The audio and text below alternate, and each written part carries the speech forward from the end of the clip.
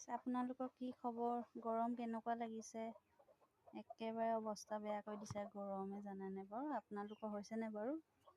আৰু আমবোৰ ইমানেই সৰিছে দেখিছেনে? এইটো এতিয়া টপককৈ সৰিলে, এইটো এতিয়া খাম। কি যে ক'ব, অৱস্থা বেয়া গৈছে গৰমত। ফেনৰ তলতো বহি থাকিব নোৱাৰি, বিচনাৰ সৈতে গৰম উঠি গৈছে। কি যে কৰিম, উপায় নাইকিয়া হৈছে আৰু দেই। ইমান ৰ'দ দেখিছেনে বাৰু বাহিৰত? ৰ'ব চালোঁ, আমটো এতিয়া চাটনি কৰিব লাগিব। জলকীয়া নাই, জলকীয়া কেইটামান ছিঙি লওঁগৈ। এয়া পাই গ'লোহি জলকীয়া গছ। এয়া দেখিছে জলকীয়া, এইটো আগটোৱে ভাঙি থাকিলে।